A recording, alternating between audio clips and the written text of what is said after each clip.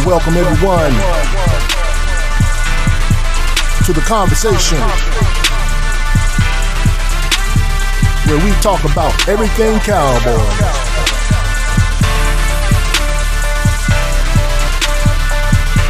My favorite team, your favorite team, America's team. Here with your host, Coach Marv.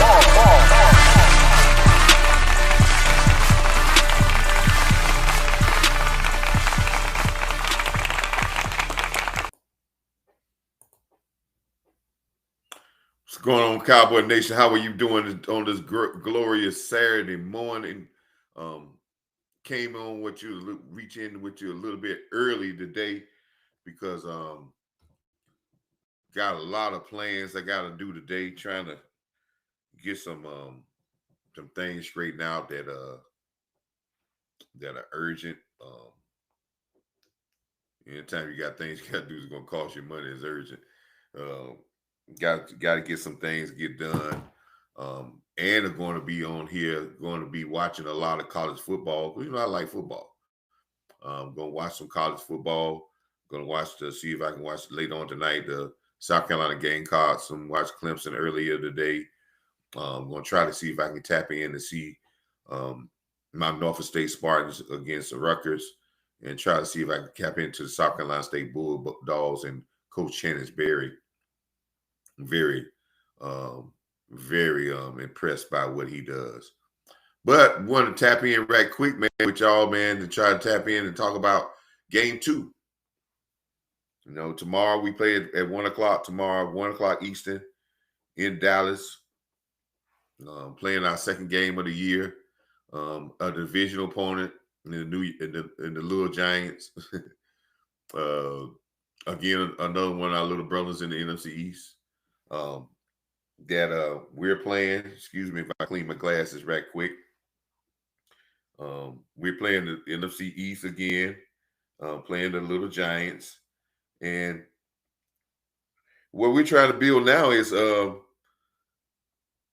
just want to tell you some of the key points that I see that as y'all come in. What's going on, Dak? How you doing, brother?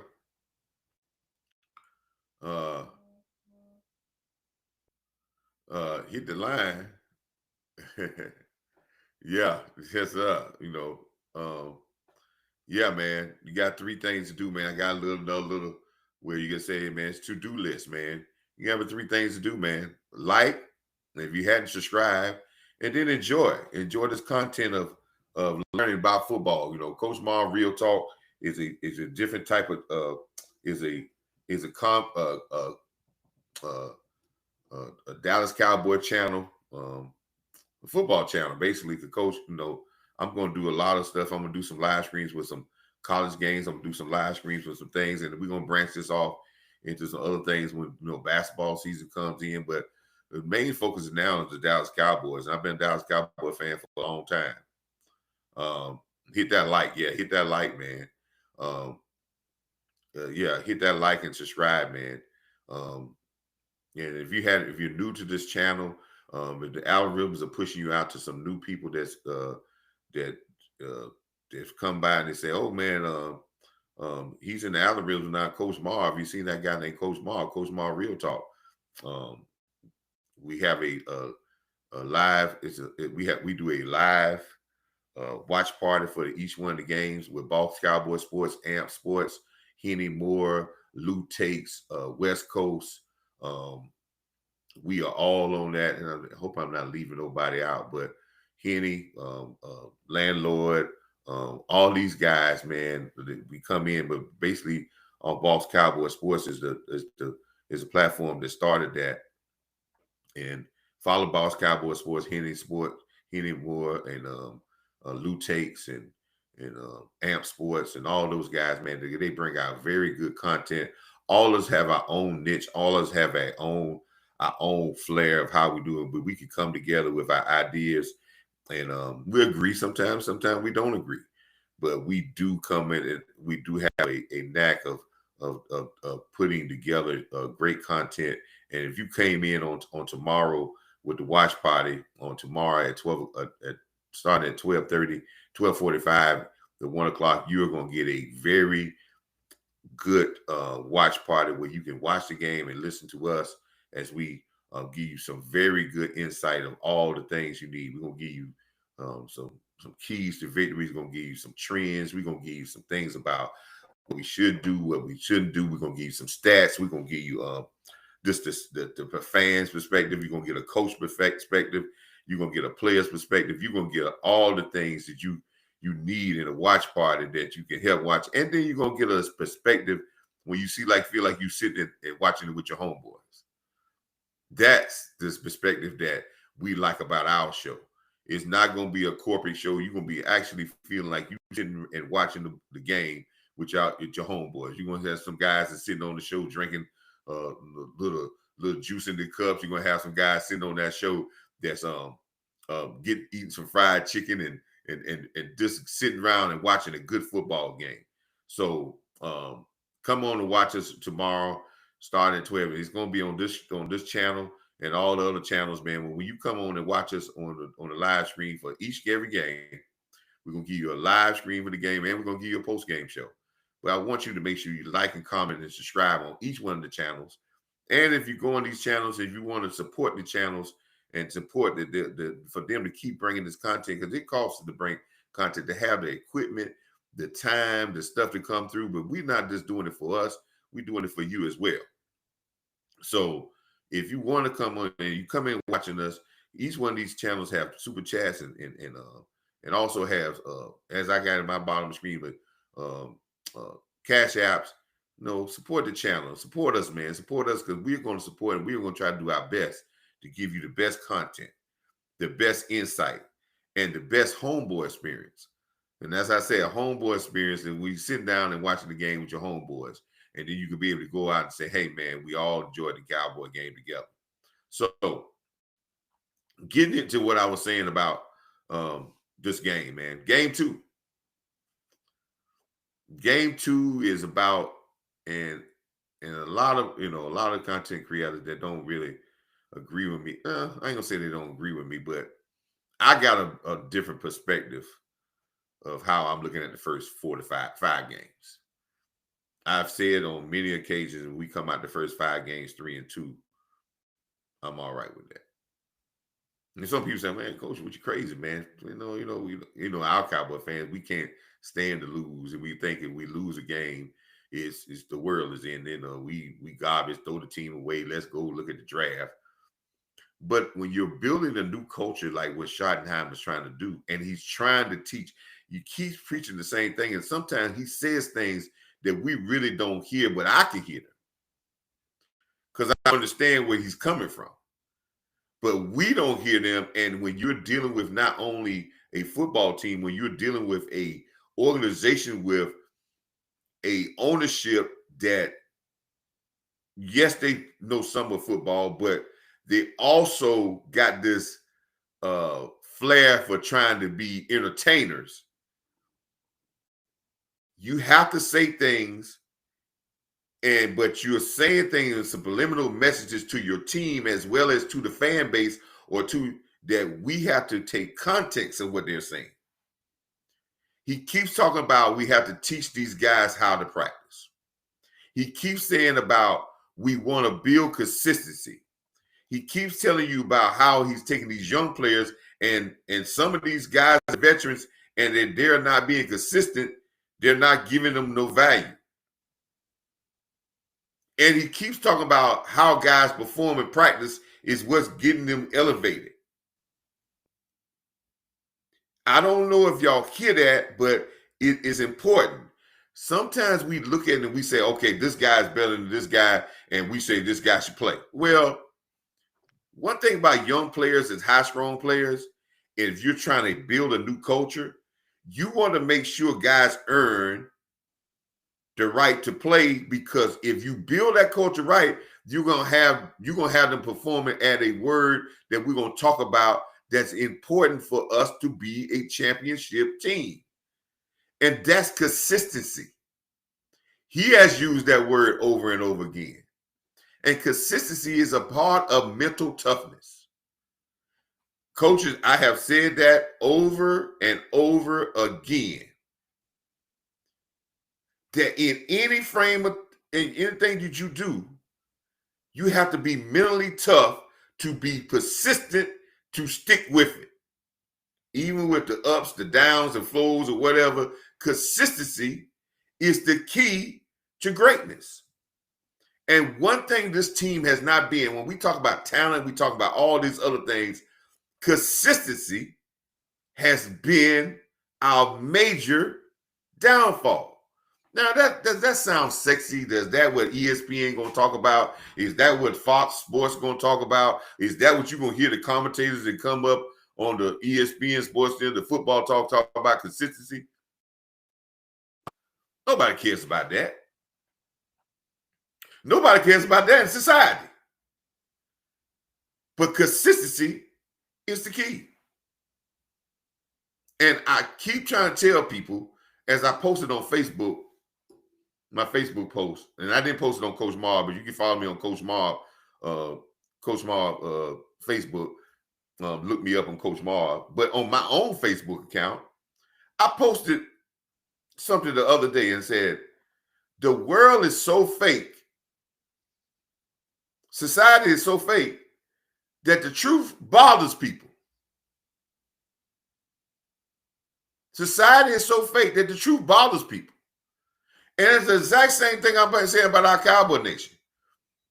We get so locked up into talent and getting this guy and getting that guy, but the truth is that we're trying to build a mentally tough football team that's not Hollywood nature, that's not soft mentally, and they're consistent from week to week and then in their effort.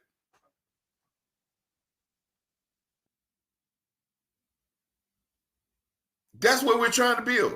And when Shotty tells us about Jadon Blue not playing because he's not consistent in practice, we got, instead of us going off about a rookie when he's saying he's not consistent, we should embrace that and say, well, listen here, this rookie may not be consistent. He may not know how to practice in a pro setting.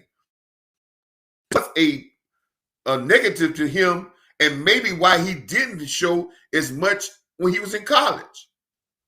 But that doesn't mean he's not a good player. Doesn't mean that this coach is not looking. We're not looking for Blue to be a Saquon Barkley. But what we are asking him to do is to come in to give us some plays. Some good plays, something good, because we want him to be a part of the sum. And as the year go on, we're going to get better from him. Same thing with this Mozzie thing. I've had said this for a while. They're trying to get Mozzie out of the funk. I told you that I knew something back 3-4 weeks. Check my Twitter. I said this when we first talking about, when we made the cuts and we were talking about cutting him. I told you that Mozzie had checked out. And some people looked at that and saying that's a negative. That's not a negative. Just imagine the scrutinized pressure he was under when everybody's watching every defensive snap that a one-tech takes and acting like they don't supposed to lose battles.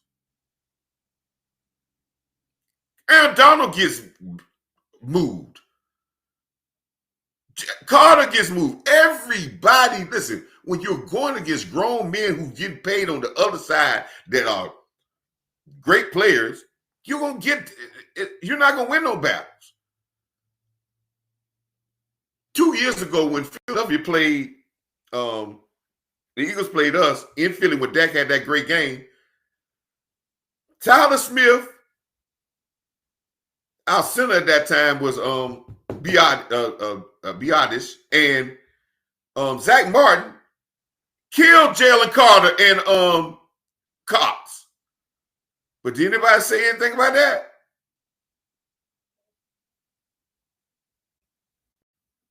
It happens. But when you take that scrutiny, and then when you look at Mozzie Smith, played his rookie year with a torn rotator cuff. He tore that halfway through the season because he had to have surgery at the end of the season. But he played anyway during that injury. And anytime a shoulder injury, I'm telling you, Coach Marv can't hardly lift his arms over his head right now. I need reconstruction shoulder surgery on both sides, labrum and rotator cuff. I can tell you, with a defensive lineman with shoulder problems, that's a hindrance for you the whole year. That's just like a wide receiver having a hamstring problem or a bad ankle. But he played through all that, didn't play as well as we wanted to play. Then he comes back the second year. He's coming off shoulder surgery at the end of the year. He comes back. When you come off shoulder surgery, sometimes it don't take you to half a year before you gain your strength back. So he really wasn't full speed until he got to the halfway point. And then the last half of his second year, I don't like to go by this PFF stats, but PFF had him as one of the better defensive tackles in the league for the last 4 or 5 games. Had very good. But since we didn't play the run well, as we say, we blame Mozzie. Did anybody talk about the run game wasn't played well because you didn't have Agent Zero playing? Did anybody talk about the run game wasn't good because DeMarcus Lawrence wasn't there?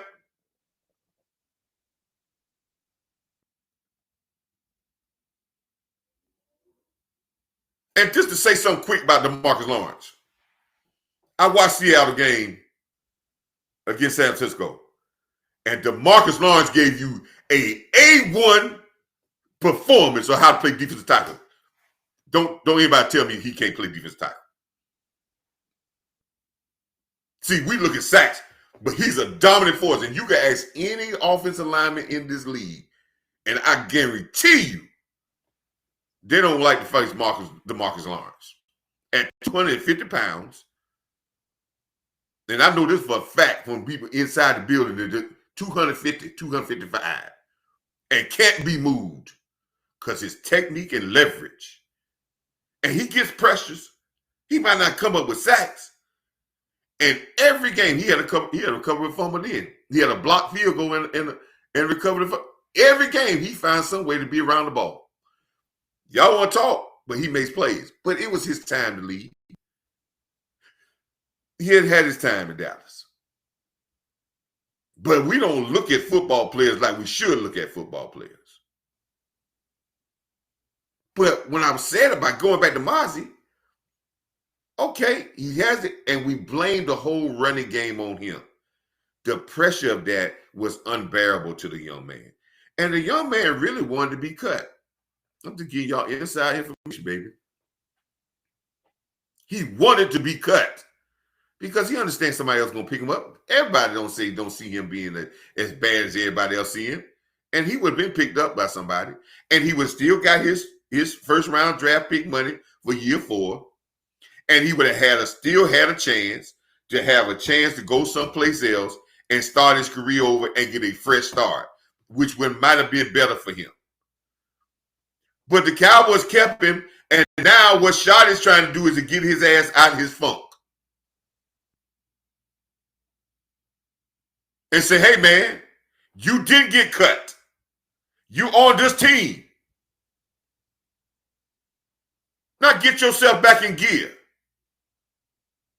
That's hard. Because everybody's waiting on Mars to go out there so we can scrutinize everything he does.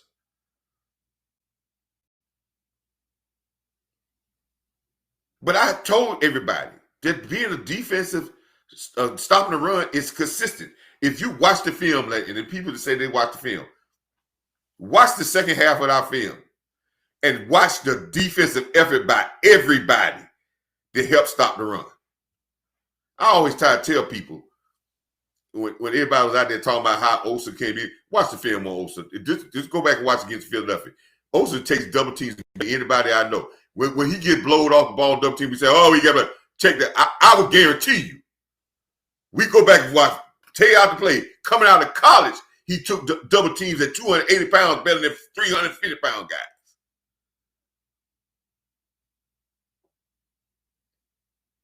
I'm watching guys that playing the run that ain't big. I keep trying to tell people this. Yes, you want to have girth, but to play the run is about if you got leverage and know how to play it and willing to play it. There's guys all over this league, man, that play the run, and they're not got to be. And there's big guys that can't play the run at all. Remember Dontari Pope at Dallas? The most horrifying run defender that we ever had in Dallas. And he was huge.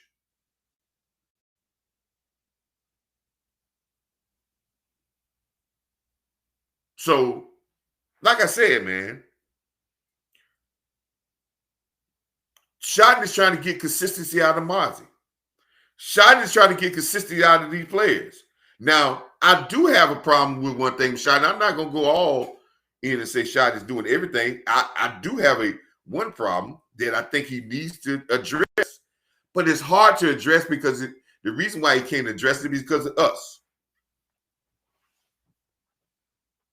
We're the problem why he can't address certain things. Because we got this pass happy mentality as a Cowboy nation, and if we address a receiver that we think is then that's like a barrier that we can, or a pass rusher we stop, we can't touch it. But I'm gonna address the George Pickens thing. I got a short out there. If y'all on my YouTube, y'all see I got a short out there about consistency. And let me tell you something. And I'm gonna say this again, and I'm gonna say this right quick, and then we're gonna go to keys about winning the Giants. George Pickens is a great player. No. Let me rephrase that. I retract that statement. George Pickens is a great talent.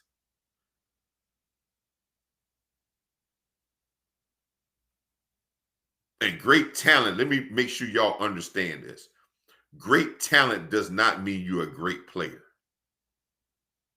That means you're greatly talented. I get confused, and I may disagree with some people when we talk about generational, and I don't even want to get into that. But let me just say that, and they may understand. Generational means that you do stuff that's generational. You could be a generational talent that say you could do stuff that's generational. But you become generational when you do those things that we say your talent can do. You could be a great talent, but you become a great player when you perform and consistent with the things that we say your talent could do. Okay? George Pickens is a great talent.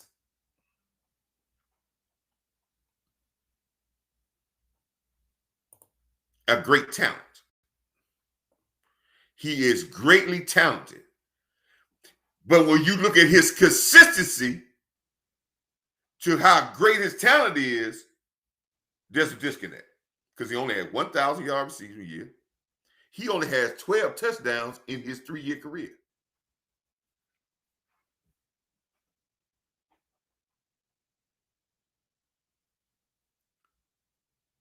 He's never been All-Pro. He has never been, good morning, he's never been a Pro Bowler. And now he might have gotten a Pro Bowl because of people backing up with it. Those stats don't get in the Pro Bowl. He had the number one wide receiver mantle in Pittsburgh his last year because they gave it to him because they moved him up to that level. And he flamed out of that. And he flamed out to the point where he got so disgruntled that they let him go. Not for a first-round draft pick. So he's a very talented guy. I'm not disclaiming that. I've said again, he's been on my fantasy team for 3 years. And the reason why he had him on there, and I kept him on third, and Big Show, big time, if you still on there, you can testify to this, because we in the same fantasy league. He has won me some games when he has had some outstanding games. But he has also had some very lackluster games. Now, that talent, why that talent doesn't, great talent don't equate to greatness on the field is because of consistency. Because there are certain things that's controlling why he's not consistent.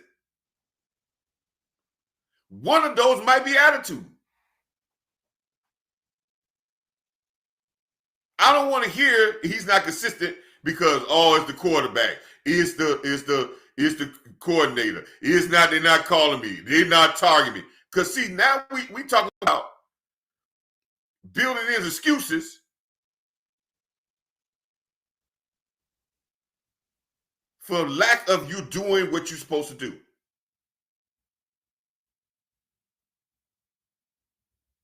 And if you know me, no coach, and you've been following me on my live streams,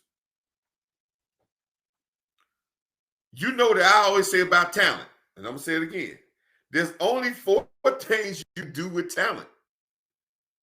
And I keep saying this, and I always tell y'all, I'm gonna continue to say the same things over and over again because that's the consistency I'm gonna give you because I believe in them, and when they come true, that these are the building blocks of trying to win. So there's only 4 things you can do with talent, and Pickens is a talent. You cannot build a talent. His mom and dad had him. They gave him the DNA. But as a coach, you can motivate that talent. Well, we got to motivate Pickens. Keep him motivated. Now, is that giving him targets to motivate him? No. That's motivating him to say he's have to do what we need to do as a player on this team. The second thing is we have to refine his skills. So when we see him running routes that are lazy, we have to say, hey, this is the part of your game that you got to pick up on a consistent basis to be a great player. So we got to refine him in the things that he needs to do. Refine his talent. That's the second thing. Motivate, refine the talented player's talent. Refine it. The third thing is hold it accountable. If he's a talented player, you got to hold him accountable that he has to do the little things at an extraordinary way all the time.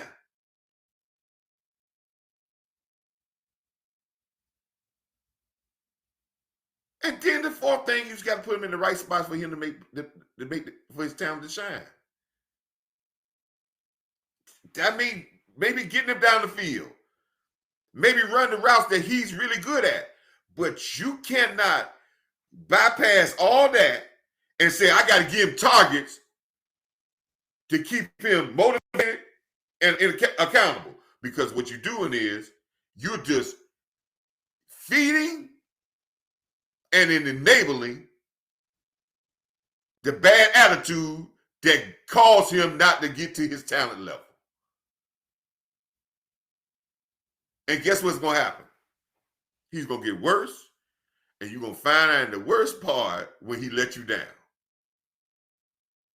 So when I say when he came here with a second chance, if he can't do the little things, I said this, and somebody, they got on my case, and I know they said that's being harsh, but I would cut his ass.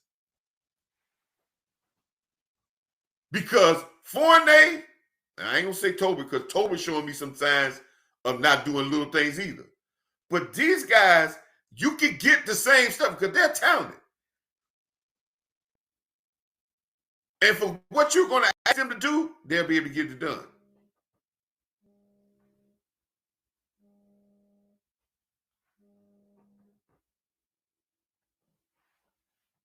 So I'm not giving up on Pickens. But I'm not giving up on, I'm disagreeing with Shodney because if you're talking about consistency with Mozzie, you're talking about consistency with Jadon Blue. You're talking about consistency. I know people going to get on my case when I talk about this, about Leofow.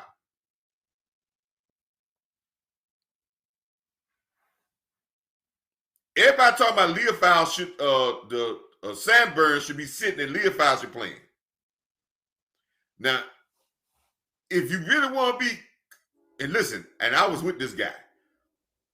You can see on Twitter, I can tell you when I'm wrong. I said on Twitter last year, 2 years ago, last summer, that Clark was going to be, with an opportunity, Clark was going to show you how to be a linebacker. Because I saw what I saw in LSU, but when Clark got around LVE and he started talking about his neck, Clark game changed.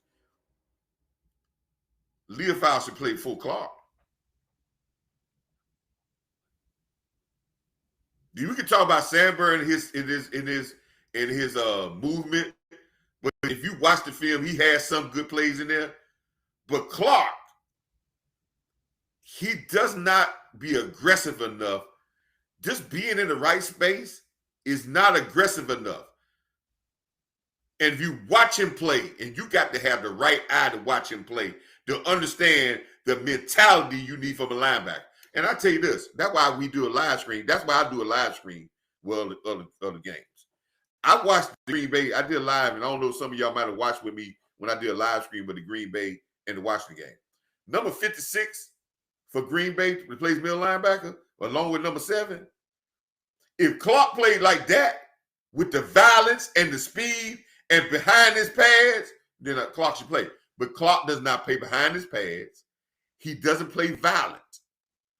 He just plays that he's in the right spot. And in linebackers, you don't need them just to be standing at the door. You need them to kick the damn door in.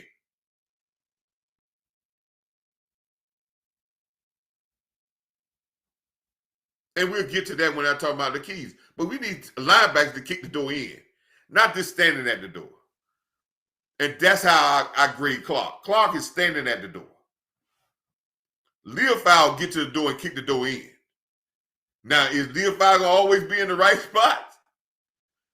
No, we can work on that part. But I need a guy that's going to be aggressive. Not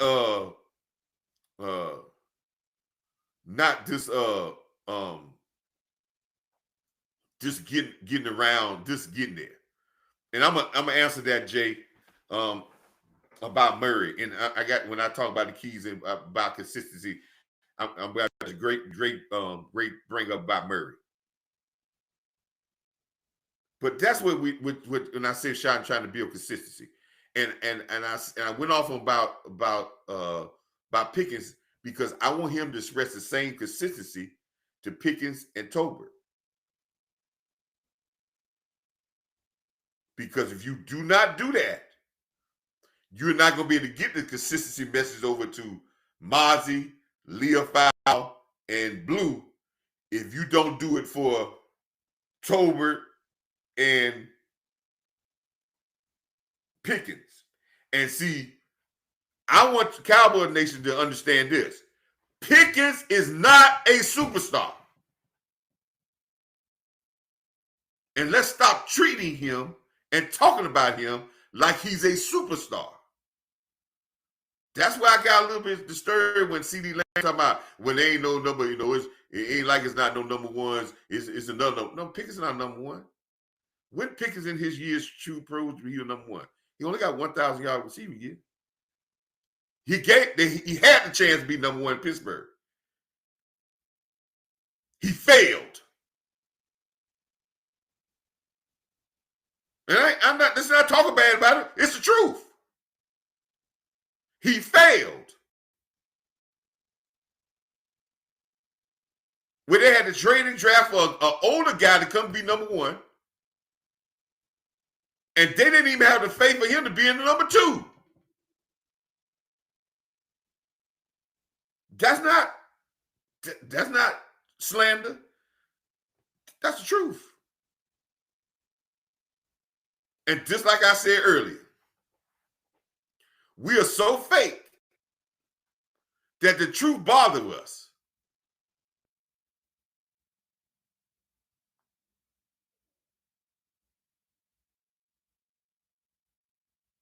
So let's not treat him like he's a superstar. Let's stop treating him like, oh, he's supposed to get targeted. Oh, we got to get him. Let's treat him like he has to do the things to contribute to the winning of this team. And those things will come. But I always say this. We talk about targets. But let's take it in Dak's spot. If Dak sees some of the things by him coming off the line of scrimmage and not running his patterns in a lazy route or so-and-so, and that's being talked about, and Dak sees it when he goes back and he says, well, since it's not called to you, you don't run your route, guess what? The quarterback sees that. You think he's going to come to you now? See, again, I'm going to give you stuff that's talked about on the sideline, that's in behind those walls, that players and coaches talk about, that they don't talk about on ESPN. In the eyes of the quarterback, he talks about receivers, man, you was the number three option. Number one, number two come back, and I come back to you on the third option, and you late, and you ain't even in your route. Just because you're the third option and you ain't in your route, I needed you to be there because I had to come down to you, and you went there. Do that build trust? No, it doesn't. See, we don't look at that. We look at, what the first route is, and with it. If I give you 1, 2, 3, you the third option on here, and I go to first, and they take the first one, I go quick the second one, and I go to third, and you like lollygag.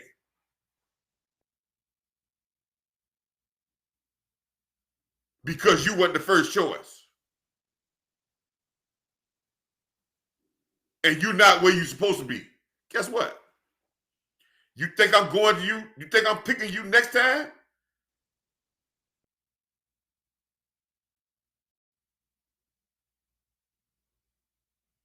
So that's why I say, man, what you do in the dark comes to light. And when you're not the first choice in a pattern, or you're not the play side blocking, you the backside blocking, that's the dark. When you do that in the dark, it comes to the light. And I've always said, in a championship atmosphere, consistency and sacrifice is the only way you're going to win. And you can't listen here. I guarantee you, Brown, receiver Brown, and Devontae Smith in Philadelphia, I bet you their numbers dropped last year. The Brown only had 1,075 yards last year receiving, and didn't have as many touchdowns. Devontae Smith only had 800 some yards, and he only have 7 touchdowns. He didn't even have 1,000 yard receiving. If you go down 2 years ago, they had over 1,000 yards, both of them. They dropped down. I bet you in all the tea in China, you could ask them and say, hey, man, would you take the year that you had all those receiving yards, or you would take the Super Bowl with you? They sacrificed some of their receiving yards to incorporate a running game more to win a championship. And they don't care nothing about that. If he can't sacrifice targets for the ultimate teams to win, cut it. Because he on a second chance. This is not a guy that we're trying to build up. This is a guy that has already been someplace and failed. Because I guarantee you, if he doesn't make, and this is not saying that, this is the truth, and it might bother some people. If he don't make it in the Cowboy land, he'll go around from place to place on 1-year contract for the rest of his career. You think he's gonna get a big contract? Nowhere in the NFL, baby. He's gonna be damaged goods. He's gonna be checkmarked as a talented guy, but not a good football player. And somebody might give him $4 million, $5 million for a 1-year contract, but ain't nobody gonna give him no long-term contract. He can forget about $20, $30 million. If you don't get into two storage franchises in the NFL, well, that's it. So They need to get that message over to him for him. And this is where you talk about consistency. Consistency. That's what makes champions. So moving into the Giant game, I want to see consistency. I want to see that all the stuff that we said we did well in the game, and now get in the game in the second half with our defense, and in the first half we start to put that together, and we get a consistent identity to who we are. Because we don't have no identity, because you got to do coach staff. And listen, I tell you, it takes 5 weeks to build an identity. Just like if you stop something, if you got a habit, it takes you 5 weeks, I think 21 days or a month to build a habit. Yeah. Or to break a habit, whatever, it takes you at least that to start to break a habit. You ain't gonna do it on one day. So it takes you some time, and it takes you some time for other teams to realize who you are and to believe you. They're not gonna believe you run the ball if you ran the ball one game. The defense coordinator said they ain't been running the ball. That's just fool's gold. Then you do it 2 or 3 games in a row. They're like, oh, okay, you do it 4 weeks in a row, 5 weeks in a row. They say, okay, that's what they do. But if the history say you ain't did that, you do it one game, they don't believe that. I think sometimes we start believing stuff when we see it a couple of times, we think we start believing it. Just because a person says something nice to you don't mean that they like you. Because they say one thing. Now, consistently, they say stuff like, they might like you. But if they've been a jerk to you for all the time, and then they come and say one nice thing, don't say, oh, I think they like me now. No, they don't. Watch what people do on a consistent basis, and you'll know who they are. Watch a football team, what they do week in and week out. There's certain things that they try to get to. They may not have it all well, but you can watch them. You will understand who they are. If they're not physical, they be physical one game. Listen, I don't know how you stop. I don't know how well we stop the run. I watched this last year. I told people this last year when we were talking about how bad we started to run. I said I didn't think we was that bad to run. I think we were very inconsistent in stopping the run, because we held Barkley to under 100 yards last year. So when the spotlight is on sometime, we own it. Or when we get down in the game, we lose it, and because we have middle tough, and then we let the dam break and people start doing what they want to do. Now we can go into this Giant game and say we held Shane Barkley to 60 yards, and then we go in this game and not have a consistent mental tough efforts to do the exact same thing and build upon that, and let Giant run it back, which they ain't running the ball last week, run for 150 yards. Watch what I can tell you. Then if that happens, then I say we got the same old of inconsistent, unmentally tough football team. And then I would say this. I'm not going to rip down Schottenheimer. I'm going to say that this is so inbred in this organization that it's going to take more than to break this. And then I understand this. If you have a culturally, mentally flawed organization or embedded in your football team, now, I know I'm about to get in trouble with this, people. I know somebody's going to get mad. If you have a culturally flawed, mentally non-toughness attitude and embedded in this football team, getting players ain't going to change. Now, you got to get a whole host of players, but just getting one player ain't going to change it, because what's going to happen is one player can't change the whole organization, a whole locker room. He can enhance it, but he can't change it. See, Clark can't come in here and change the whole defensive line. He can enhance it, but he can't change it. He can try to spark a change, but it has to be there already to spark. You can't, flames don't start with a spark without having something to combust it for the catch on fire. And if it's deeply inbred, it's going to have, you have to clean house and build a whole structure of people. It's more work, and it has to be really tough to do. It can be done, but it has to be. You have to have that backing. So, like I said, I want to see if we're gonna come out and play a little tough on the defensive end. I'm not. I told people this, man.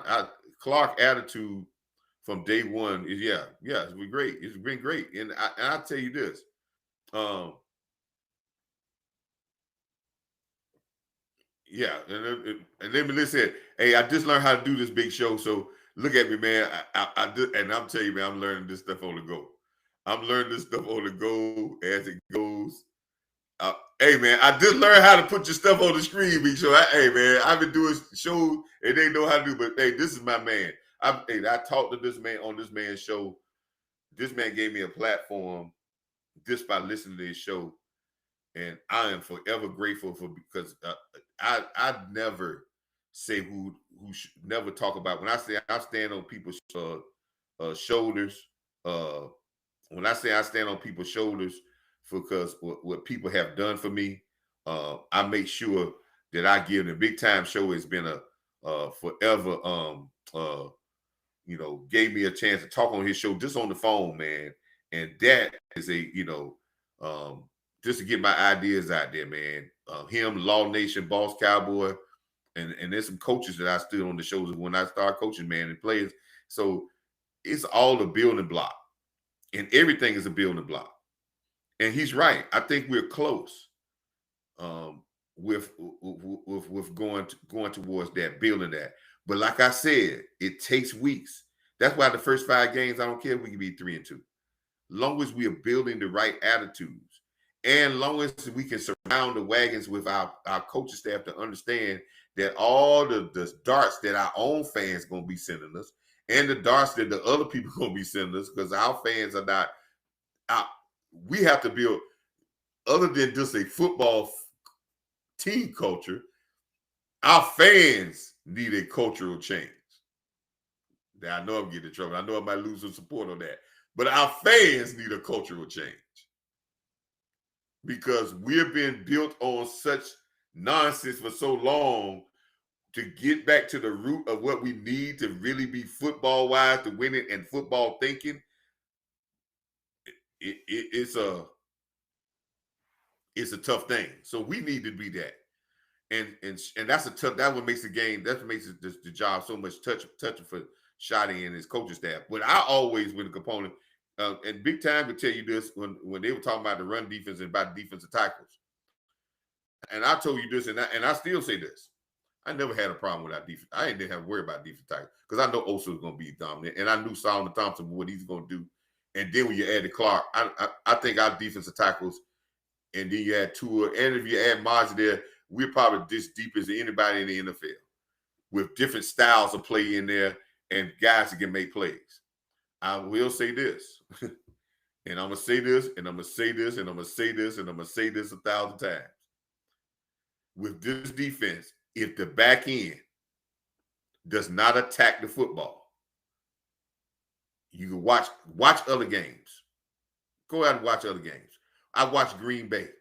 I watched Green Bay and Washington on Monday night, on Thursday night. It was a pleasure to watch how linebackers and safeties attack the football in the run game. You let your big guys go there and battle with people, hold people up. They're not asked to get 100 tackles. But if they're doing their job, just holding the fort, and you got guys on the back end, your linebacker still standing 5 yards off the ball when they can see it and diagnose it, and they hadn't moved. When you got safeties sitting back there 10 yards off the ball, hoping that linebackers make the tackles or defensive line make the tackles, or they just going to be the last result. I'm going to coach people like that. They think they're going to be the last boat, and they hide. You're not going to be a good run team. Watch the Baltimore Ravens. Watch these other teams. I mean, y'all might not talk about, but just they played it was a great offensive game. But watch the better defense. Go watch Denver. Watch the better defensive teams in this league with how they stop the run. They force you with your defensive line, and they attack the ball with their linebackers and safeties. And if you don't have good safeties that are good hitting safeties, that good run support, you're not going to have a good run game. Somebody, we forget about it. I posted on Facebook the other day, and I'm watching this. If you want to know a position group that I'm really hard on, that I'm really just on the edge on, and see, I see things y'all don't see, people don't see. And I guarantee you they talk about that with other teams. I can guarantee you the scout report on other teams that going against our defense said we're going to attack their safeties. Their safety's not going to come in on run support. They don't want to tackle. We could get to that. We can block their safety with our tight ends and receivers, and if we can get to the second level, third level, we could get big runs because they're not going to be there to clean it up. We don't have to worry about them being playmakers. And when you don't have to worry about a team safeties being playmakers, I don't give no defense.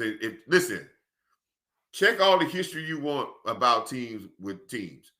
Tell me a great defense. Now, y'all might be looking for a name, but look at the safety play during that year, and I guarantee you it was outstanding.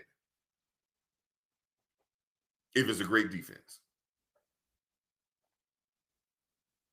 And the reason why I say safety play is so great, because anytime in a football speed, when you could get a guy that can dominate and that can be effective in both areas of defense, pass and run, and make plays in both, those are what we call, even though they might not pay them as such, but on the field, they're held in high regard.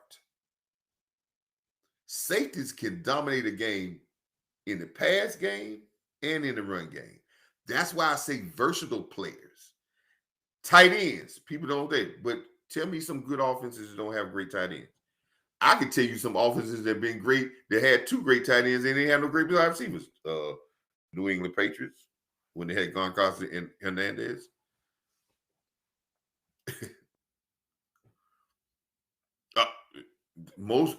Yeah. Baltimore ain't had no great wide receiver. They got one now, but they did it with tight ends for the longest. Why? Because when you have tight ends that are ultimately blockers that can set your run game, like I said, the run game it explodes with great tight end blocking. When you got tight ends that can ultimately block and have it make you help explosive plays in the run game, as well as make catches, they are two-way players. They are dominant. They make defensive coordinators have sleepless nights because you can't defend them one way.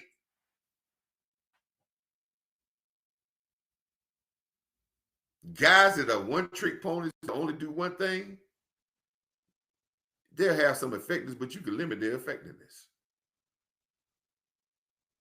That's why I say with great wide receivers that block as well as catch, man, they dominate the game in two ways. One way you see it because you see the catch. The other way, you don't even see it, but it's a dominant play that they done. I'm telling you, man. So players that can do things in two fashions, dominate in two fashions, are what we call, those are ones that set teams apart. That's why I told you, that's why I said, if you look at the salaries of defensive linemen, there's way more defensive tackles getting paid big bucks than defensive ends. Why? Because defensive tackles got to do two jobs. They can't just be a one-trick pony. They can't be no guy that say, oh, he only rushes the passer. Oh, he only stops the run.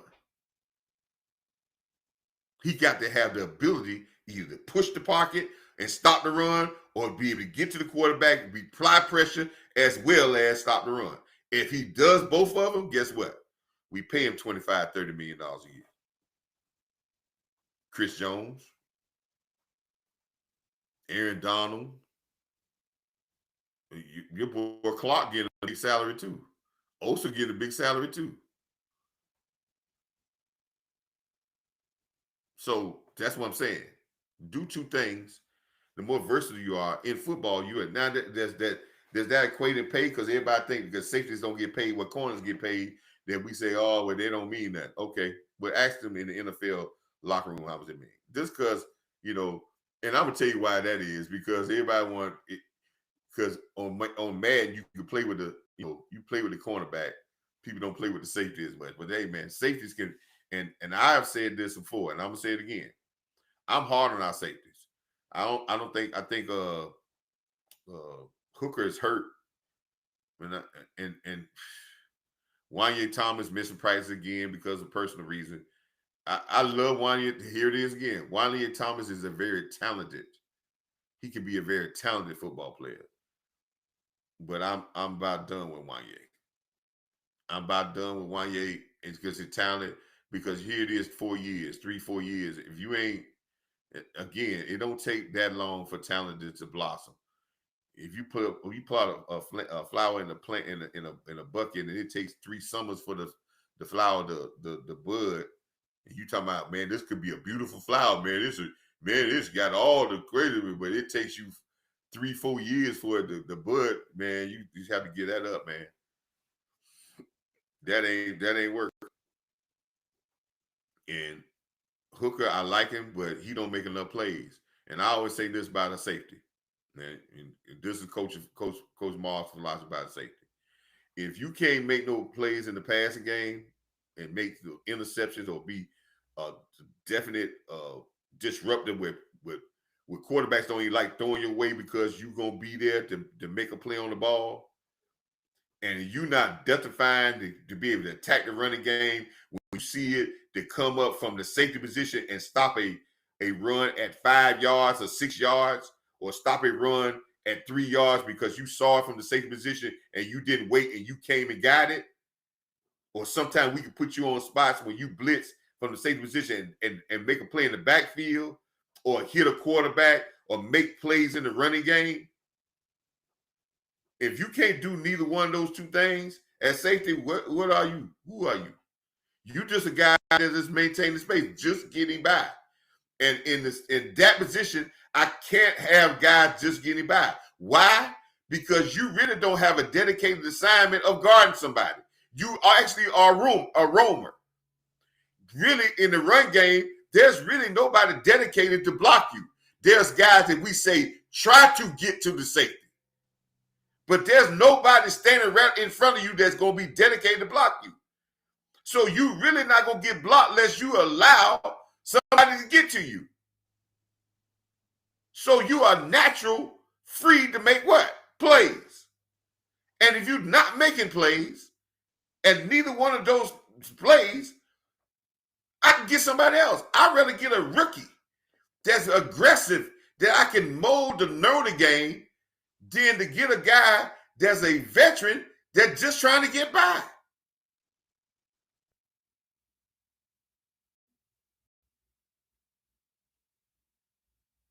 So watch in this game how many times our safeties make plays. I want to hear our safeties' names called about making a play in the run game. I want to hear about our safeties making a play in the passing game.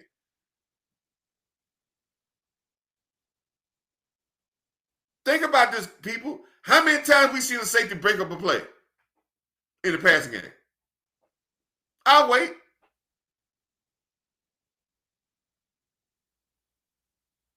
Our safeties.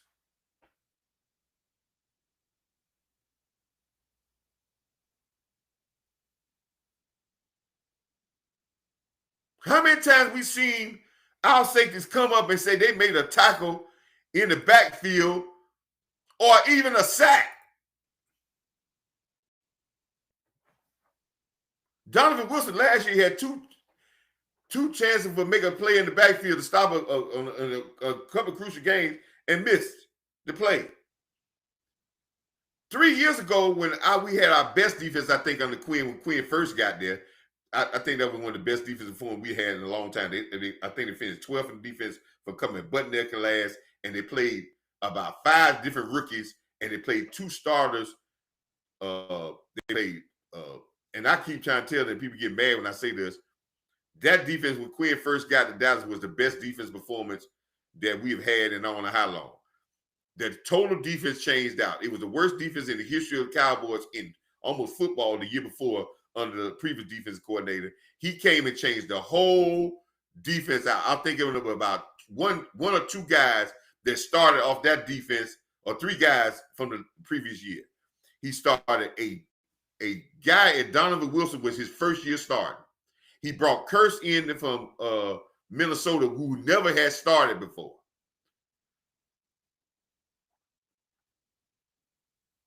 They had Anthony Brown starting court, and this was Diggs' second year, not Diggs after Diggs. This was Diggs' second year before he got all these interceptions. This team went on to the playoffs, and and Randy Gregory's first year starting the defensive out, really getting this time at defensive end. They shut down. They had a very good game in the playoffs against San Francisco. They was with Carlos Watson playing defensive tackle. Well, he shouldn't even been in the NFL. All these guys, but listen, they played as a unit. But the safeties, Curse and Donovan Wilson had all career years, which it got Donovan Wilson a payday, and it got Curse a payday. But our safeties ain't played worth a damn since. And our defense ain't been worth nothing since. Somewhat good, but not as good. Am I blind? So if our safeties don't get better, that's the last piece I think we got for the. I ain't worried about the corners back there. I think we can get. Listen here, a great safety makes the cornerback better because he directs. He can be. Listen, man, a dominant safety, man, just takes the defense to another level. And you just have to be good and aggressive at the safety. They ain't got to be, but they got to be better than these guys. I'm tired of seeing our safeties turning shoulders and waiting, standing back 10 yards, 15 yards, 5 yards on the ball, breaking down and letting people get 5 or 6 extra yards. I'm looking for a safety to say, hey, man, I'm trying to limit the yards you get on this run. I'm coming up to make the tackle at 5. And I'm not going to stand back here at 10 and then say, I just got you on the ground. Watch our safeties, man. That's how they play.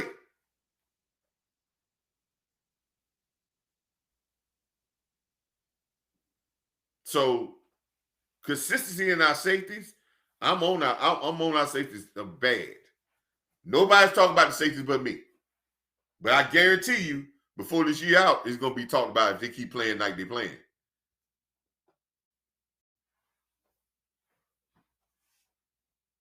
And there's some guys in that room that I think can play safety better than those two. Let them ride. Let them ride. I like to have some aggression like Christensen or somebody like that. I would like to have the aggressiveness than just passiveness. Donald getting hurt too much. He used to be a hitter. Now he ain't no hitter now because he get hurt every 5 minutes. Malik Hooker, he always deal with injuries because they trying to skate on through, man. Give me some guys that make plays. Put some pressure on them. Y'all want to put some pressure on. Y'all be talking about these other competition things. Who talked about competition, safety room competition? That's who you need to put pressure on. Because those are guys that have been sitting around thinking that they got a position without nobody talking about it. Donovan Wilson and Malik Hooker. They ain't worried about Wanye. Wanye been here for 3-4 years. They ain't worried about Bell. That's who you need to put some pressure on. While y'all talking about other positions, while y'all talking about defensive tackle, don't worry about that. You need to be worried about your safeties.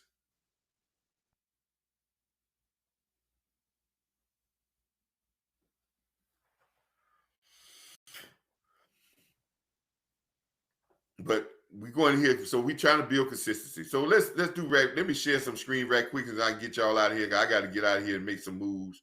Hopefully I got the screens up, man. I can get to them. Okay. As I said last week, and I'm gonna say it again this week. I said this last week. I'm gonna say it again this week. I said this last week. I'm gonna say it again this week. I'm gonna say that I said this last week.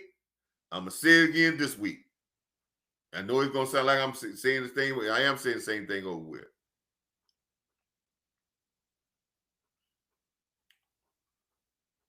We got to pay the fee, folks.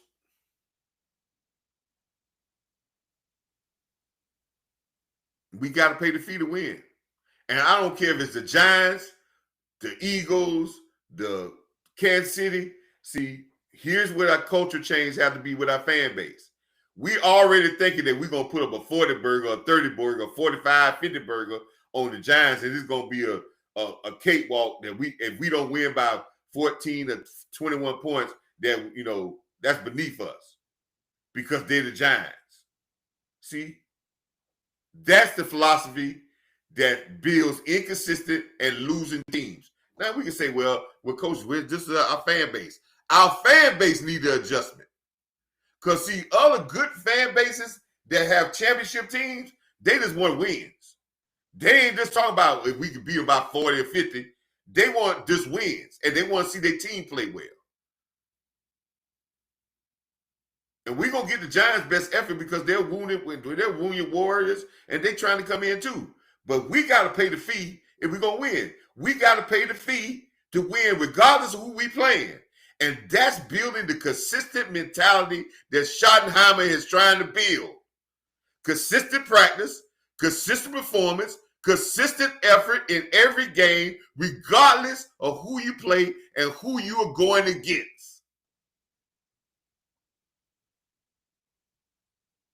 Consistent play, paying the fee, focus, effort, and execution. Last week, our focus was not there on certain things. And I'm gonna get back, Jay, about and when I talk about this, about when you're talking about Murray. Our effort, I think our effort got built on. But again, when I talk about Murray and some of the defensive players, what I heard from some of the defensive players, you know, with some conversations I had, we're gonna explain that. And execution. That's paying the fee to win. Focus, effort, and execution. You got to pay the fee to win. And I'm gonna tell you why.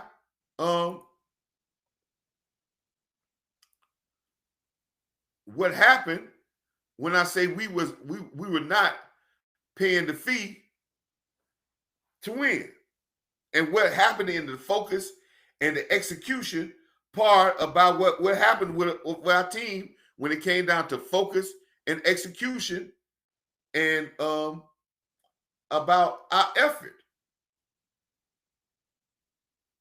A lot of our defensive players like Murray and Fowler and some of these guys have got very limited time or no time in preseason. And a lot of these guys felt like they were playing their first preseason game. And I keep trying to tell you now, that works, that affects some players somewhere. Sometimes, you know, there's two ways to look at it, but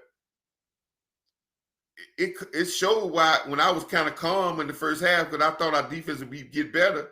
But now we done got that out of the way. And we got an advantage, Cowboy fans. We don't understand the advantage we got. We got a chance to play our first game. And we got a chance to have a couple of extra days rest. So we're going to come in there with it. Even though we went through that physical game, we're going to come into that game a whole lot better physically. And we're going to come with that rust off a little bit. So I'm looking for us to play a better game. But it's all about our mindset. Because if our mindset comes in thinking about this game is going to be easy. It's going to be lax. Oh, we at home. Oh, this is just the Giants. They ain't scored a touchdown. If we're thinking like that, we're going to play down to our talent, and that's what losing teams do because that's not consistent. Consistent guys jump on you and stay on you. I go back to if y'all listen, it's a great interview. I know a lot of people don't deal with Shannon Sharp, but I think Shannon Sharp hit a home run with football by doing the Michael Irvin interview. I think it was a very good interview. Go watch that interview when he does it. And Michael gives you some great context about some things that, yeah, I know he tells you stories about, but it's some nuggets in there about how he treated Eric Williams and all them and how he was the tone setter for those guys. You know, they talked about, and I know I'm getting off, but I wanted to share that with you. When he talked about when Michael Irvin cut Micaiah, the one of the offensive and cut him with some scissors, and he almost killed him. And but he talked about Mike said he used to treat the Eric Williams, all the offensive linemen, he used because he knew how important he knew, but he was the tone setter for those guys. That's why that spitting stuff that happened wouldn't have happened with a Michael Irvin. Because why? Because Michael Irvin set the tone with those guys and got them mentally tough about what they need to do. That's what I'm talking about, a tone setter. He goes and sets the tone. He knows how and what edge and how he needs to get them on edge for them to perform. And he also talked about, he said, man, listen, Deion Sanders, Darryl Green, all these, Charles Woodson, all these guys were better athletes than me. But know why I could compete with them? And same thing with Jerry Rice. All them guys ran 4.1s, them defensive backs. They were fast and better athletes. But what Mike said, I ran a 4.5, but I ran a 4.5 first quarter, second quarter, third quarter, fifth quarter, sixth, seventh quarter, eighth quarter, makes no difference. I was going to be consistent in that same effort and that same will. I was not going to be broken because no one's going to outwork me and not have more will than I have. And I was going to be consistent every snap. That's what made me be able to compete and compete at a high level. That's what we asking for this team. Paying the fee every week. And we gotten the rust over. And I think Murray's going to be a lot better, Jay, if you still in the chat this week. And if he's not, we're going, hey, we give you the rust. But if you don't have to, if it ain't rust, if it's decay, surface rough is surface rust. Rust that went all the way through the whole thing that's making the stuff break down. We know what that type of rust is too. That means you got to cut that piece out and put another piece in, right? Surface rough, we can sandpaper over there and get rid of it. Rust that go all the way through, we got to cut that piece and get it off. But paying the fee. We got to pay the fee to win. Moving on to the second key.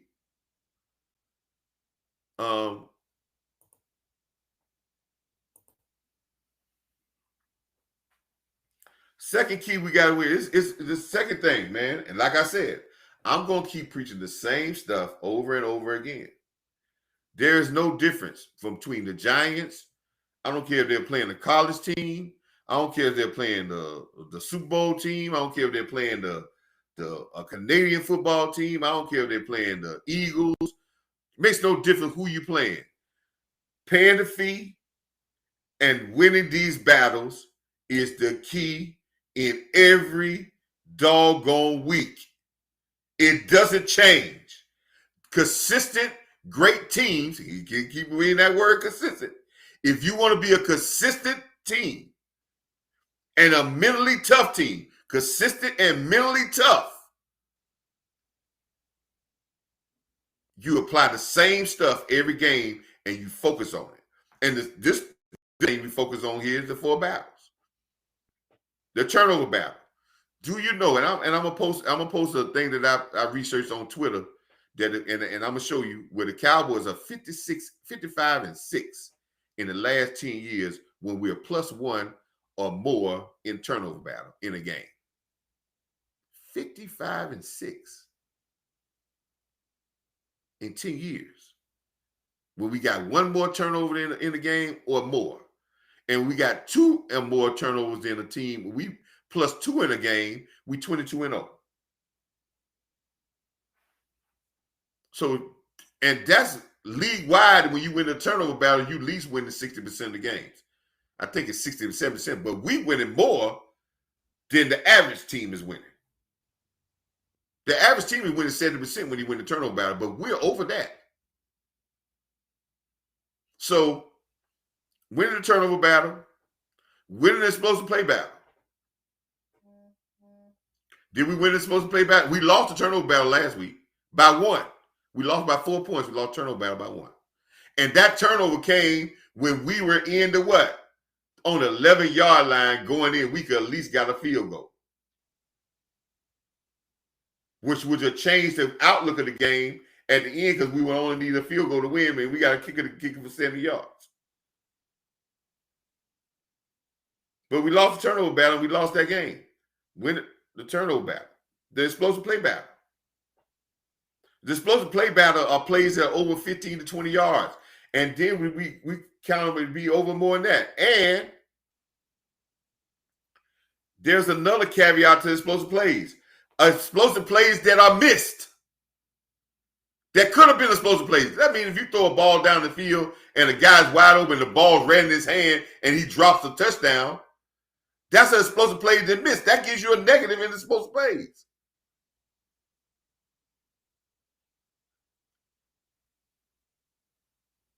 They had an explosive play when they caught a long pass. We had a couple of explosive plays in the pass game with CD Lamb, but they had one down. But their Jalen Hurts, his touchdown runs, a couple of runs were explosive plays. No explosive plays by Barkley. But we had 2 or 3 explosive plays that were missed by CD Lamb. They won the explosive play battle, and they won the game. The penalty battle, we won that. They had way more penalties than we had. And that kept us in the game because we lost the other 2 battles. But the penalty battle kept us in the game because we won the penalty battle. Matter of fact, the penalty battle early in the game when he did the spin thing, it gave us the ball at almost the 50-yard line, which when you get the ball at the 50-yard line, it helps our offense get rolling, and we went on and scored a touchdown. F is physical battle. I think that was a battle that was, kind of even. Both teams gave good effort for the first game, and the physical battle was there. I think both teams, when they ran the ball, we ran the ball. We could get a little bit better in the run game, and we will get better in the run game. One thing I want to say about the run game, we look good in the run game, but it's going to get better because our offensive line is going to get better with the games they play. Individually, they are very talented. Collectively, they have to work together. But I think it was even with the effort battle and the physical battle. Penalty battle, we won, but we lost the first 2 battles. We lost the explosive play battle because Jalen Hurts making explosive plays, and the explosive plays that we missed, those 2 catches that CD Lamb had, that one down the middle, he catches that, he's still running. Then the one down the sideline, he didn't have to jump. If he'd run through that, he's still running. Those things hurt us. So it doesn't stop when I talk about the battles.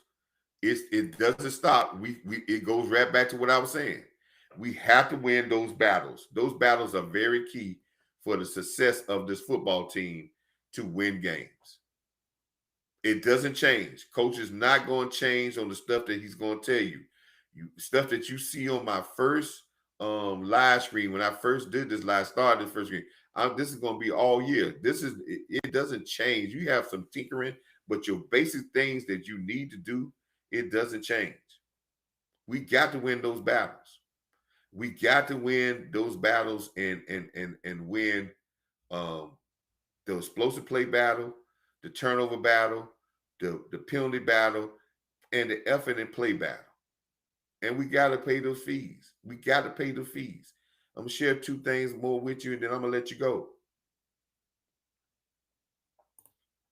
The next thing I want to share with you is that we always put in there what we say is a key to winning. There's a key to winning for our team. And there's always been a key to winning when it comes to our football team. And we have offensive keys and defensive keys when it comes to winning. And it's 8 offensive keys and about 7 to 8 offensive keys that I have set up for us to win And it always proved that we do these, man, if you want to have the 40-50 burger, if you do these defensive and offensive keys and you hit them, man, you can dominate if you hit all of them. But these keys that I put out here are based off of efficiency and details. And efficiency and details are the part about being consistent. If you're efficient means consistent effort. That's being positive. Details, people who are detailed are usually consistent. They're consistent about being detail-oriented about stuff. And usually you see people who are detailed, they really don't make too many mistakes. So last week, time possession, we lost it just about a little bit. But we was efficient enough in our offense to have some drives. Then the second half, we was not as efficient when we got out of rhythm because we was in rhythm. We turned the ball over. Then we came back and we had a drop pass. Those little things probably, and I'm not getting on the players, but those things make when you have pre-snap penalties. If you watch the game when I did the live stream with the Washington and Green Bay game. I said Matt LaFleur was highly upset because that game, it really could have been worse with Green Bay. But the reason why it went worse because the Green Bay gave up 2 great offensive possessions because they started off with penalties. And they started off with penalties, which cut the momentum of the drive, which can be a drive killer. So to be efficient, you have to be disciplined, and you have to be on point with your stuff so you can keep those things going. So we really want to dominate, and especially with the Giants. If we dominate the time possession, we'll force them in playing fast, and then we can really turn up the volume on them. A commitment to the run game. We got to be committed to the run game. I want to see our run game gets 20 with 30 carries. And I want to see that 30 carries come from the running backs. And I don't care if it's one running back or split running backs. Let's get these guys their carries, and hopefully we can get that 2 or 3 rushing attempts in there as well. That's going to get, if that can give you 25 to 30 yards per game, man, that makes the defense change because now he becomes a weapon. If he does it, when I told you, if he does that same thing for 4 or 5 games, now defenses are going to have to say, hey, Dak running the ball is not just a fluke. We have to actually prepare for it. And when we have to actually prepare for it, now that opens other people up. No penalties, no pre-snap penalties, no drive killers. That's going to keep our going. Details, making sure that. We got to make sure that we do that. Take care of the possessions. Again, we just talked about penalties. We just talked about turnovers. If we are plus one or even more than plus one in turnovers, we damn near unbeatable. So we have to take care of the ball. Deep pass down the field. Play action is going to give you that. So if you're committed to the run game, we're going to be able. I want to see CeeDee Lamb catching the ball down the field. Let's keep going to him down the field. Let's go to Pickens down the field. I watched, and he keeps talking about Green Bay. I watched them early in the game attack down the field, and they didn't care who they attacked down the field with. But it helped loosen up Washington's defense. And you cannot underestimate the Giants' defense. They have some potential, but I don't know how well they play together. But you got to attack them, their safeties, and attack them down the field. Use the running backs in the passing game. Please. That has to become a staple to us. It's a reflection of the run game, and I'm telling that dropping off to the running back and getting positive plays with the running back helps your passing game because anytime you get positive plays, it opens up the next play. Be physical in all areas.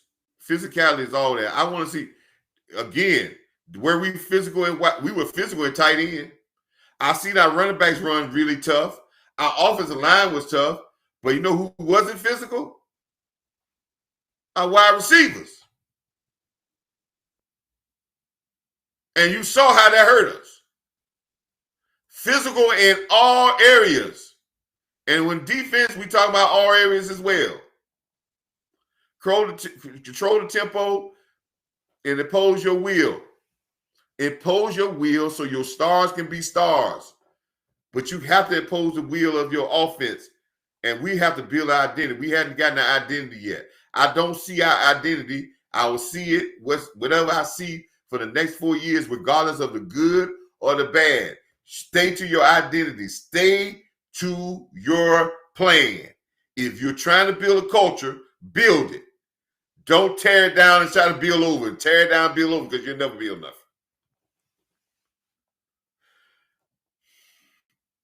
Moving on to the defense.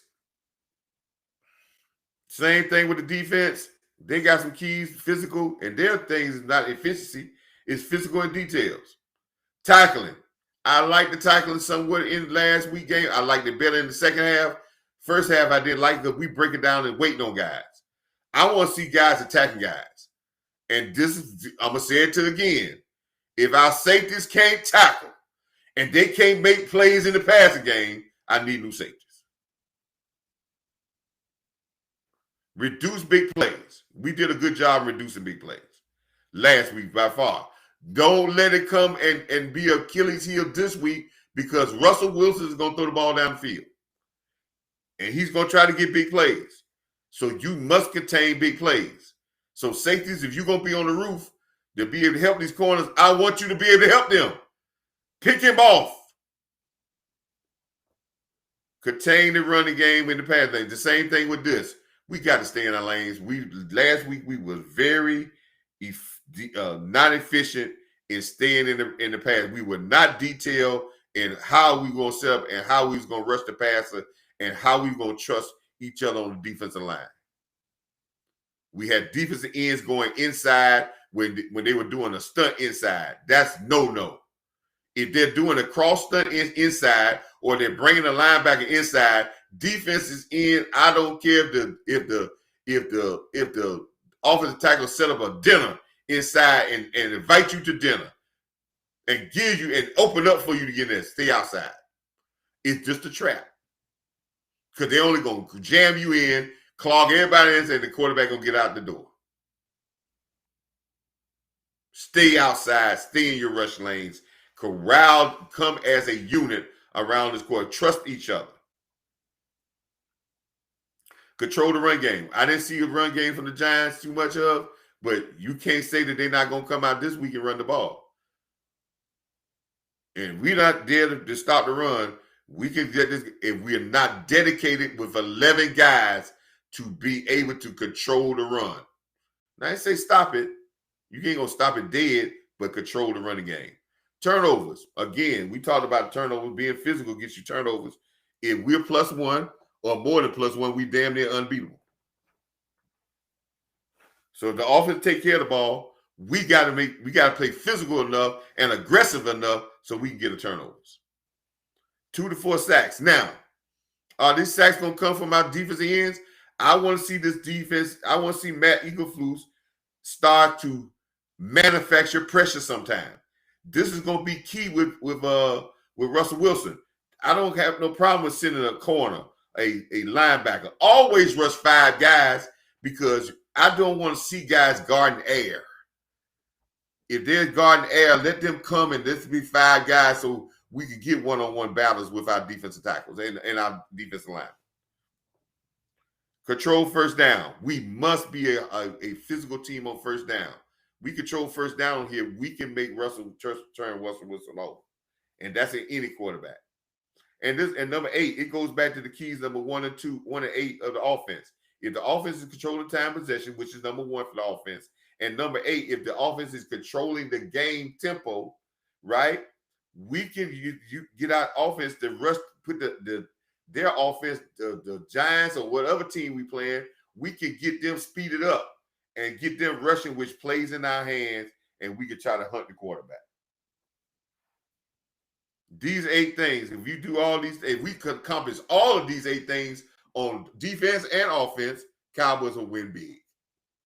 And as I said, there's no guarantee to win, but our chances get improved if we do these things. So those are our keys to victory. Those are not going to change. They're not going to change, and we have to be with them.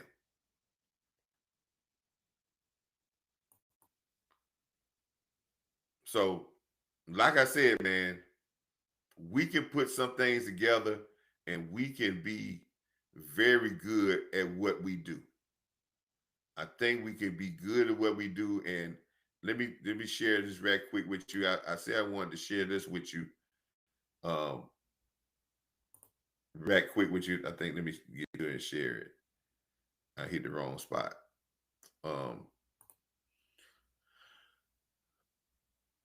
and I and see with y'all donations, man, for which y'all sending me stuff, man, sending cash apps, uh to get my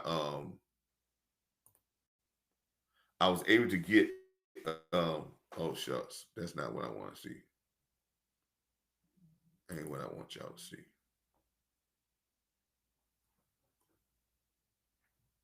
Hold on a second.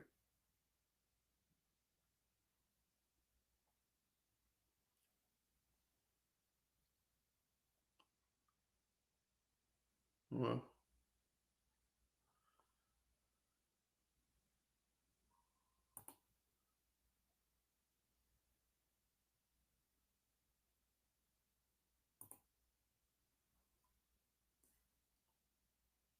well, those are things I want y'all to see, man.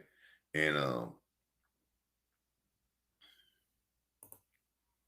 wanted y'all to see those things, man, and glad y'all was rocking with me um with this. But go to recap. I always try to do a recap. We've been on longer than I wanted to be on. I know some people, I got some people that's gonna be mad at me because I'm not where I'm supposed to be right now.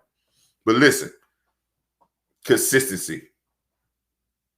The key to any great team, that what Schottenheimer is trying to get across to his team is consistent effort, practice, consistent effort in the games, consistency. Consistency is the building block of mental toughness to build a great team.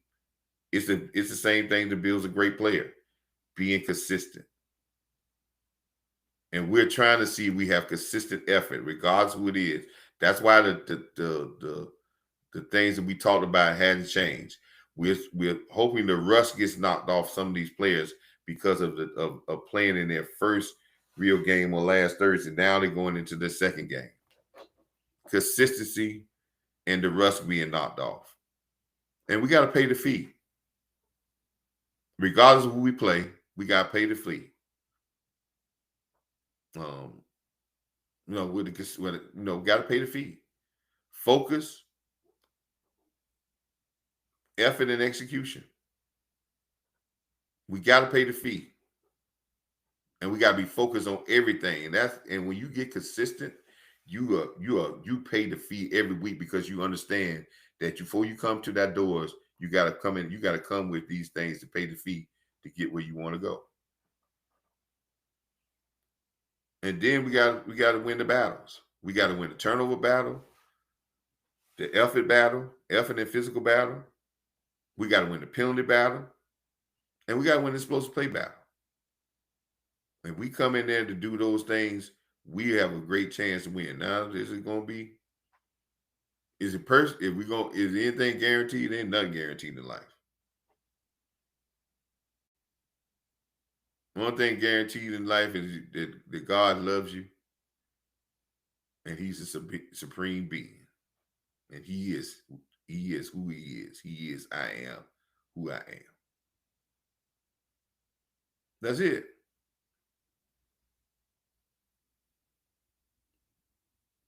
And that you're going to leave this world. It's not forever. I used to say taxes wouldn't, but that's the way they look at it now. They may get rid of taxes. Either way. I don't know. But like I said, there's nothing.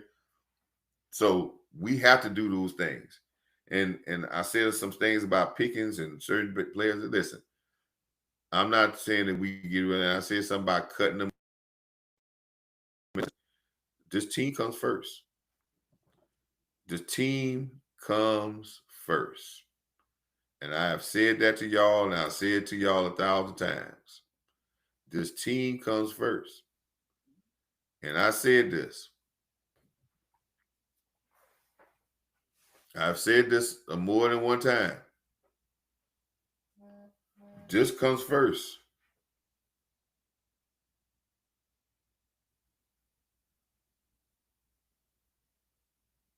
So if you got a problem with anything this team comes first of the sacrifice that you need to give to this team for it to win. If you've been watching this show, if you've been following this channel, um, if you've been following Coach Marv, I thank you. Um, if uh, if you want to support the channel, um, anything you cash out will support the channel to help the channel grow and get more equipment so we can get more complex and give you more things. You can help Coach Marv on his trip to um, to Dallas, so we can get some content in Dallas. I seen my brothers was in a sports bar yesterday. Law and Lou Takes and my man Boss Cowboy um, doing a talking about the Giants pregame. So I know, and I'm saying this out there, they might not hear my show, but y'all tell me, say, hey, Coach Mar, y'all put on this show. Say, Coach Mar say you coming to Dallas, man. We want to see Marv sitting there and having some chicken wings and drinking some drinks and talking football. So I'm coming to Dallas. So let's try to have something going. We got, y'all can help with the sponsor of that trip, man. It already played, but just to know for Coach to go, so we can go ahead and put some. I want to be able to take some equipment so I can have me some the right type of equipment so I can give you some good content. This is maybe a snippet. I'm not a very technical person, but I'm trying to learn this thing on the go. But anything you can, if you feel in your heart attack to cash app the show, we're getting close to monetization where you'll be able to send your super chats and we'll be able to be able to do it. It's going to take a while, but we're very close. But with you liking and sharing and commenting, it is great, man. Just keep liking, keep sharing this comment, and and get other people to come in and join. But sacrifice, man, sacrifice to the ultimate goal of winning. We're trying to get there, man. You got to, as I've said, man, we on air. We talked about it today. We hope you have a great Saturday to go out here and enjoy your families, man. Enjoy your families. Watch football and translate that football into what we see in our Cowboy Nation. But keep supporting it, and let's grow a different culture with our fan base. Let's grow a culture let's change our culture to a grind, a mentality. We ain't worried about winning by 30 burgers, 40 burgers. We just want to win the game, and we getting better every week. That's what we want to do. Let's get to that type of thinking, and we'll be all right.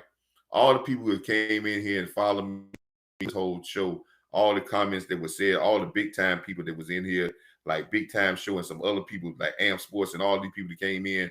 Thank you so much for sharing with me. Make sure you look at us tomorrow. We will Coach Marv on my channel, Coach Real Talk. There will be Henny's Sports. There will be Landlord. There will be the godfather of the group that we are doing in the live show, West Coast Cowboy, which was Godfather. I think he got Boss Cowboy started. Boss got a lot of us started. So West Coast, then came Boss came around. Then came Henny Moore, because Henny was dealing with West Coast, all that. And then comes Amp, and then comes Lou Takes, and then come me with a channel. So all these people started, but one of the godfathers of this whole thing is West Coast Cowboy, because he did a great job of getting people started, and he's been a diehard guy with cowboy content on the West Coast. So you're gonna get people from coast to coast, from down south, from the East Coast, from the West Coast, in the middle. All of us are gonna be coming with different views, different how we look at the games. But you're gonna get it from the football line, you're gonna get the sports fanatic, and you're gonna get a good old show from like homeboys you sitting in the backyard or in the living room watching the game and having a good time.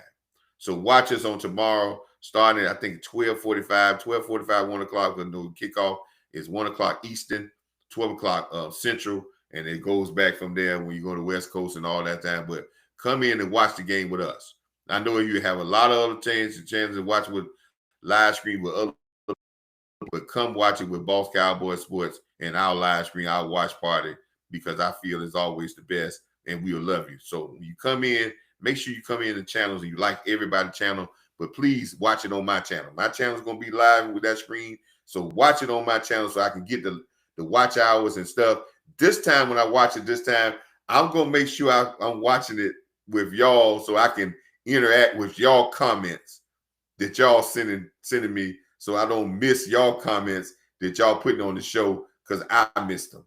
So I'm gonna make sure I can do that, and if I type, I can type back. I'm not the greatest typer in the world, but I'm gonna try to type back with some of y'all stuff you're gonna have in there, man. But I appreciate you. Thank you again. As I always say, man, the new phrase is when we start to get ready for games. As for the season, Cowboy Nation, Cowboy players, Cowboy coaches, get your mind on your work. And your work tomorrow is the Little Giants. Get your mind on your work.